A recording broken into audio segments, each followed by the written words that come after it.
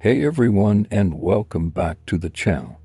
Today, we are diving deep into one of the most talked about new series out there, a show that will have you questioning everything you think you know about heroes and villains. We're talking about the explosive premiere of Beneath the Golden Mask, Episode 1, titled The Woman Who Knew Too Much. So grab your popcorn, get comfortable, and let's break down this absolute roller coaster of a debut. The episode opens with a bang, literally crashing us into the middle of a high society gala. Our protagonist, Maya Chen, is a woman on a mission, and she's not there for the champagne. She's there for one man, Damien Cross. To the world, Damien is a saint, a charismatic billionaire philanthropist whose foundation saves lives across the globe. But to Maya, he's the prime suspect in her sister's death. 3 months ago, Maya's sister, Emma, an investigative journalist, died in what police ruled a tragic accident, a fall from her 6th-floor balcony. But Maya knows better. She has Emma's final, unfinished text message, a message that's been haunting her ever since. It read, "Look into Damien Cross. Not what you think. Please be careful. I love," and then silence. That chilling, incomplete message is the fuel for Maya's entire quest. She believes Damien Cross is hiding a dark secret, and she's willing to risk everything to expose it. So, she confronts him. In the middle of his own party, surrounded by his adoring public, Maya walks right up to the golden boy himself and drops the bombshell. She knows her sister was investigating him before she died. The tension is palpable.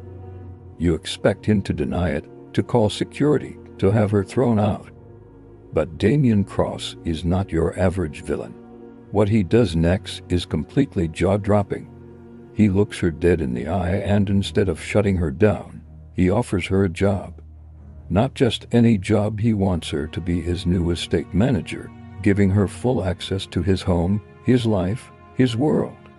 Every alarm bell in Maya's head is screaming. It's a trap. It has to be a trap. Why would a man with something to hide invite his accuser into his inner sanctum? But then she realizes this is her one and only shot. The police have closed the case. No one else will listen. If she wants to find out what really happened to Emma, she has to walk directly into the lion's den. Against all her better judgment, she says yes. And this is where the episode truly kicks into high gear. Maya's first night at the opulent, sprawling Cross estate is something out of a Gothic nightmare. The place is beautiful, but it feels cold, menacing. She's given one rule: stay out of the basement. Of course, what's the first thing she does? She goes straight to the basement. Following a muffled sound, she uncovers a hidden door and slips inside. And what she finds will change her life forever. The scene is brutal. Damien Cross, the beloved humanitarian, is standing over a man who is beaten, bloody, and tied to a chair. The mask is completely off. This is not the man from the billboards and the charity galas. This is a cold, ruthless predator. And he doesn't even try to hide it. He turns to Maya, and with a chilling calmness, he confesses everything. He tells her that his entire philanthropic empire, all the good he does, is built on a lie. It's funded by a $4 billion global drug operation that he personally runs. He admits that Emma, her sister, got too close. She discovered his secret, and for that, he had her killed. He murdered her. He says it so matter-of-factly, it's terrifying. And then he gestures to the man in the chair, a rival who threatens his operation, and tells Maya he's about to execute him. Then comes the ultimate test. Damien gives Maya a choice. He gives her exactly 60 seconds. She can walk away. He let her go, and she can live with the knowledge of what he is, but she'll also know that his blood money is what keeps 600,000 people alive through his foundationist work. Or she can stay.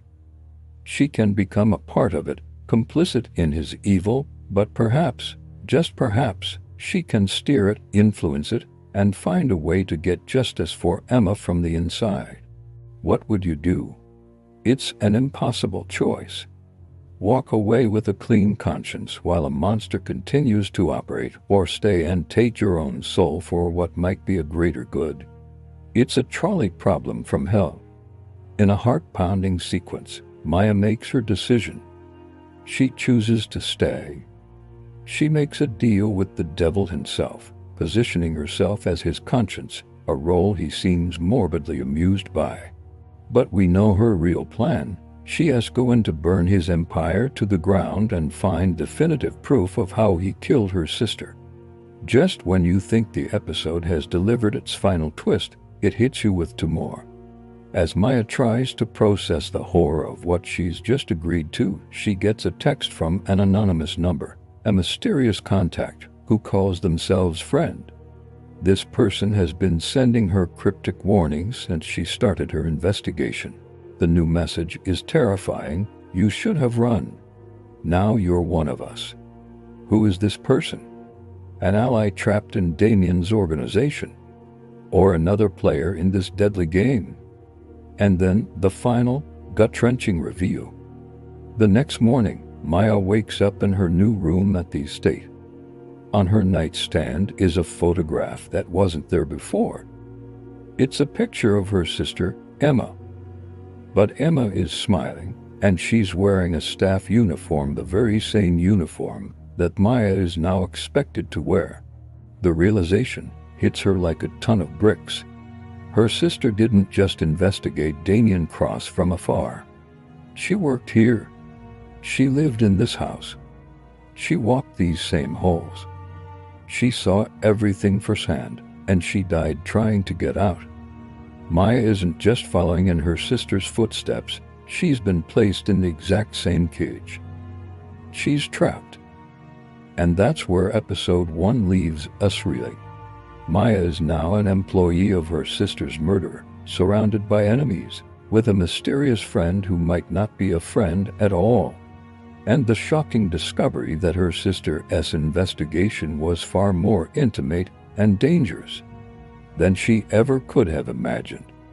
Damien Cross isn't just a villain, he's a complex monster who believes his horrific acts are justified. And maybe the scariest part is, he might just start to convince Maya and us that he has a point. So, what happens next?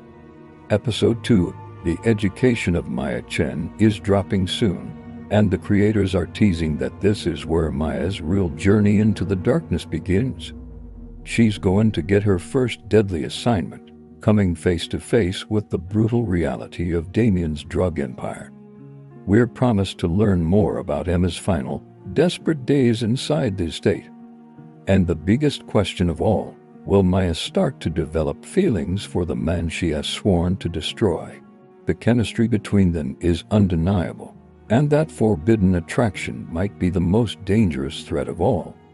I want to know what you guys think. What would you have done in Maya's position? Would you have taken the deal? Can evil acts ever be justified if they lead to a greater good? Drop your theories and your thoughts in the comments below. I read every single one, and I'm so curious to hear your take on this moral minefield. If you love dark, psychological thrillers that keep you on the edge of your seat, you need to be watching this.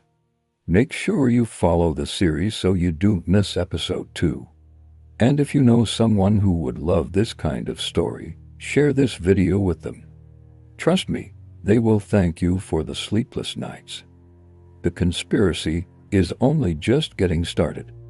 Thanks for watching, and I'll see you all for the episode to break down. Don't forget to like and subscribe for more content like this.